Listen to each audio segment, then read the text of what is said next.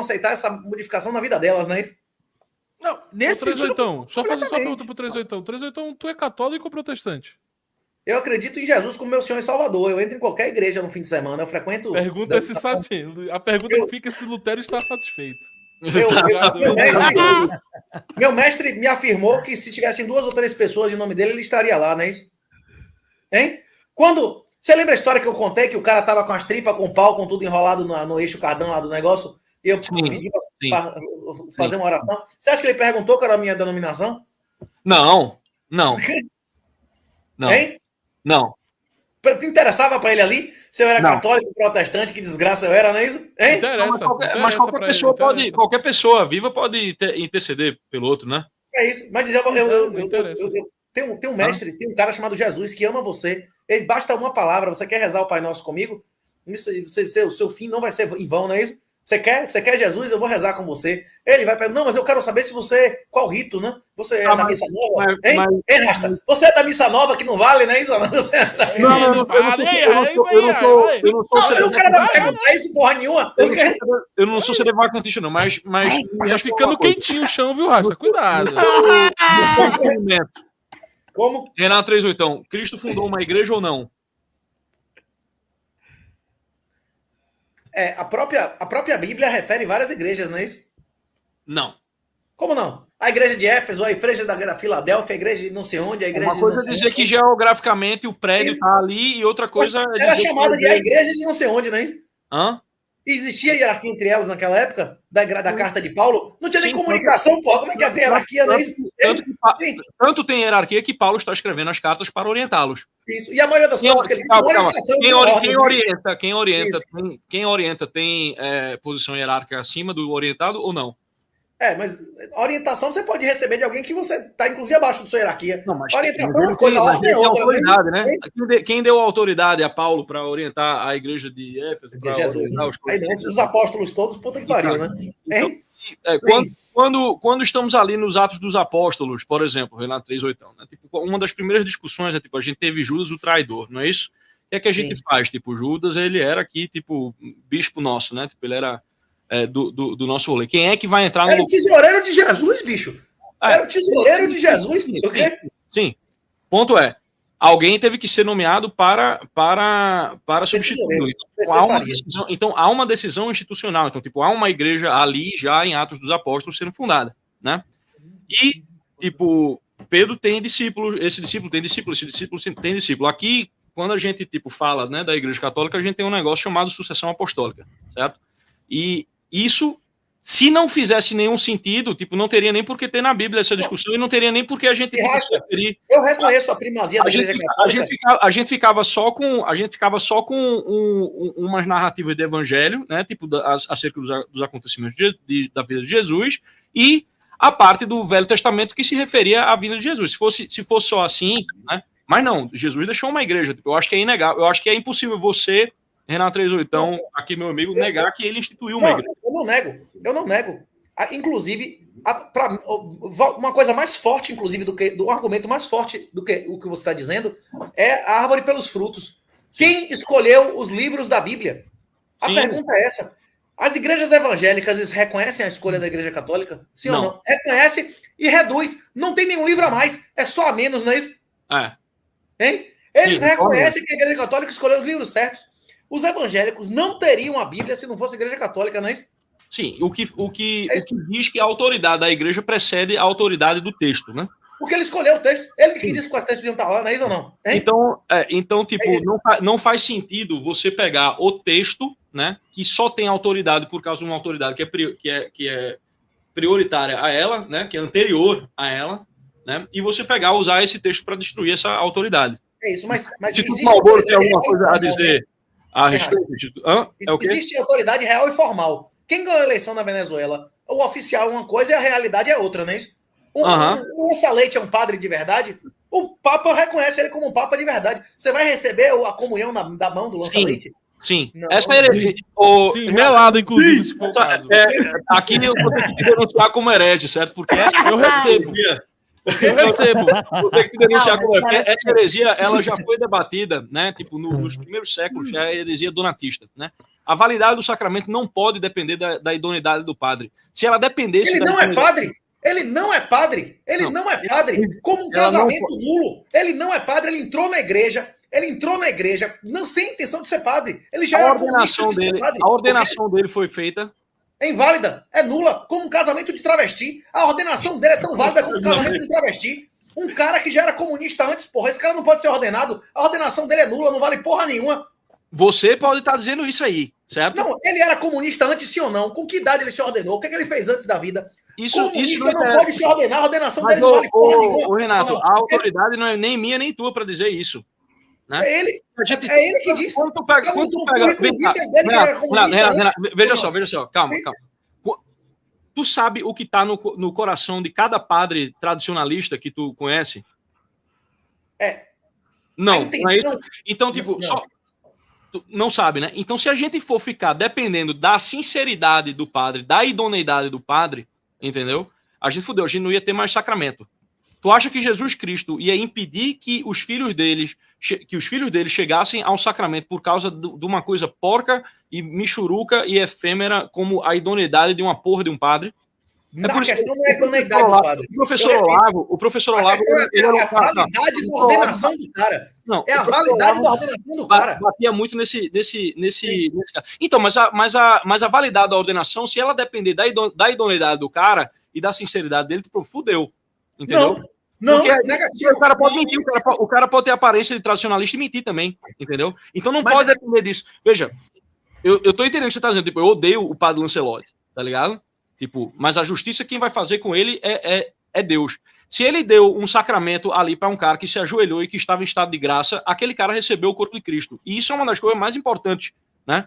Da autoridade que Cristo instituiu na igreja, entendeu? Porque não é pra gente... Né, fazer, tipo, essa autoridade ela não é dada pra gente, essa autoridade foi instituída para Cristo. Quem vai se ver com Cristo por ter ministrado os sacramentos, né, na hora de separar o joio do trigo é o padre Lança-Leite, entendeu? Aí ele tá fudido, entendeu? E a galera que caiu no erro junto com ele, que ele induziu ao erro, vai cada padre ruim desse que você tá falando, tipo, ele vai e arrasta a galera pro inferno com ele, assim como um padre bom pode arrastar todo mundo, mas a gente não pode depender, né, tipo, da idoneidade de alguém, tipo, tá entendendo, para dizer que aquele cara é padre ou não. Se a gente tem que confiar na ordenação, se a ordenação foi feita, tipo, segundo os moldes formais, né, o sacramento que ele tá fazendo ali é válido, entendeu? Tipo, e você não é culpado por isso, entendeu? Se eu tiver num lugar que não tem outra missa, a não ser de um padre da teologia da libertação, a minha obrigação ainda é ir a de lá e de tomar. Isso não sou eu que tô dizendo, isso é a autoridade da igreja. Tá entendendo? Tipo, essa é. Porque, veja, quando começou ali essa discussão nos primeiros séculos, imagina a quantidade de doidão, de padre doidão que não tinha, tá entendendo? Fazendo todo tipo de coisa, que fazia ritual, não sei o que lá, entendeu? Imagina a quantidade de merda que não tinha na época. Então começou essa discussão, né? Que é a heresia. O Instituto Marlboro, pode falar um pouco sobre a heresia dos donatistas? Instituto Marlboro.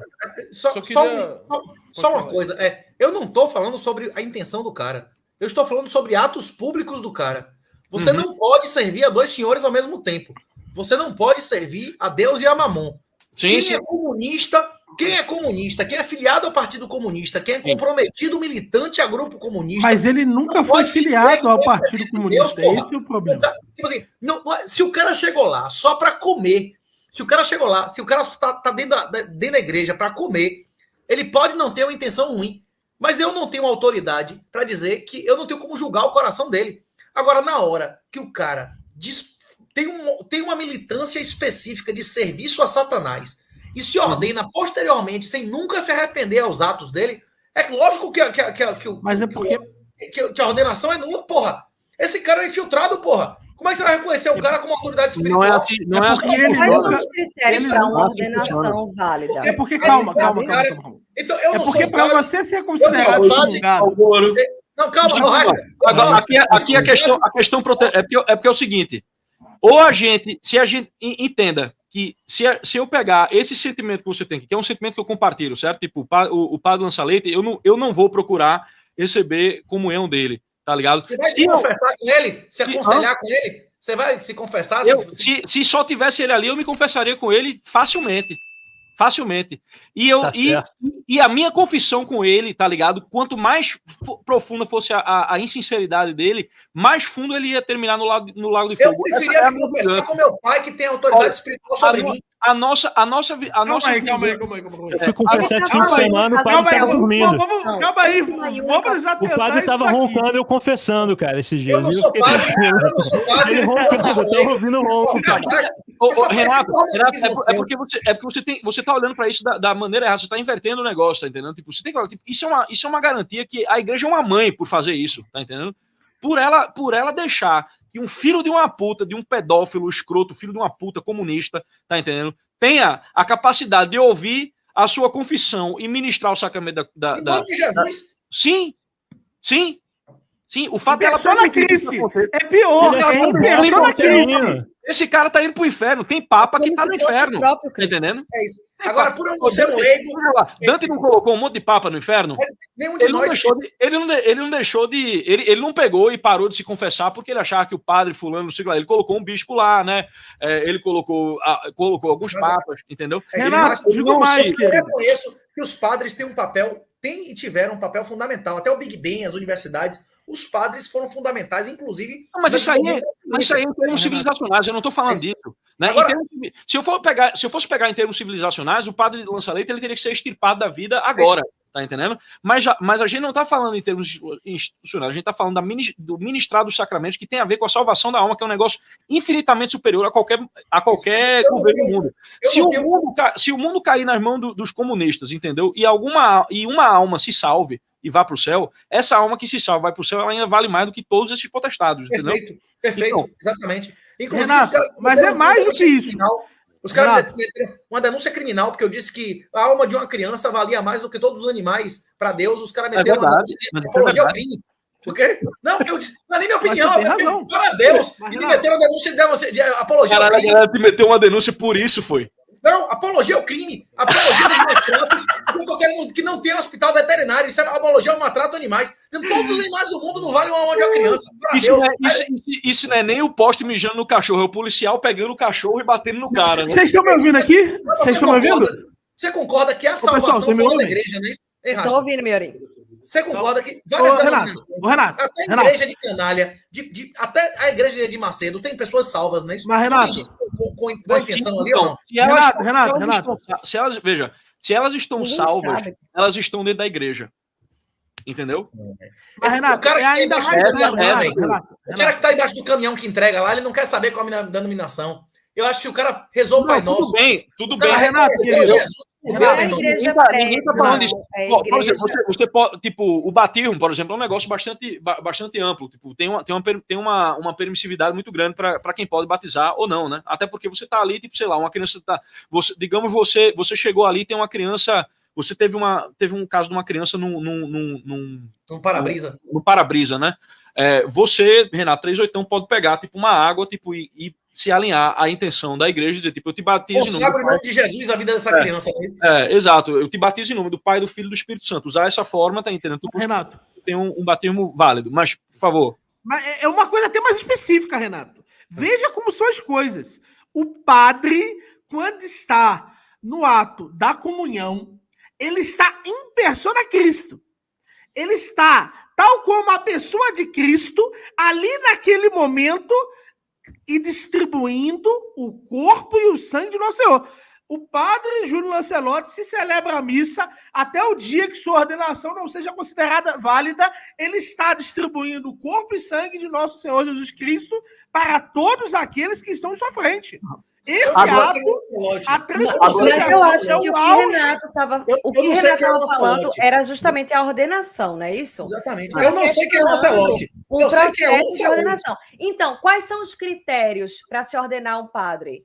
Alguém consegue esclarecer? Você precisa ser batizado? O que mais? A questão é a mesma coisa do casamento. A intenção do casamento, a intenção de fraude prévia, anula o casamento. A intenção de fraude prévia da ordenação... Mas aí não é casamento, né?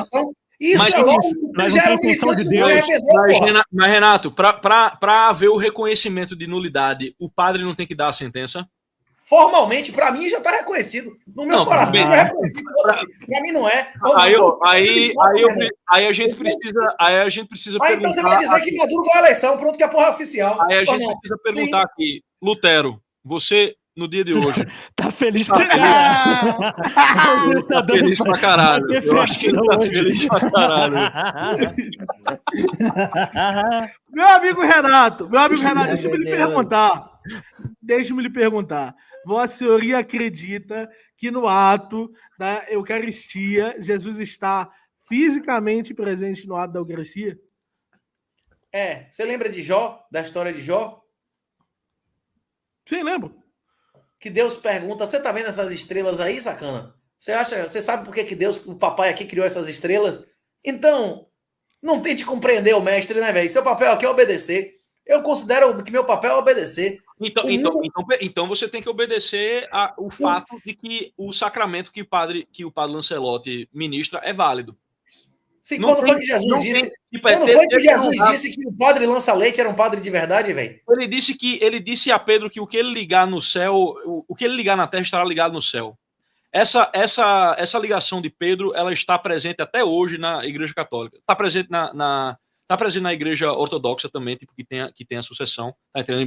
Embora tenha a questão do cisma, os sacramentos são válidos, certo? Então, assim, esse é o grande momento. Vai ser você e eu e as nossas convicções políticas, entendeu?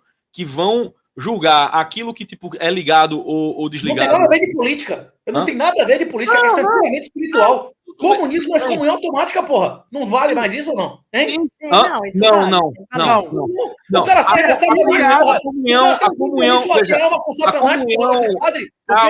Calma. A excomunhão por comunismo, ela ainda existe. Só que ela precisa ser analisada.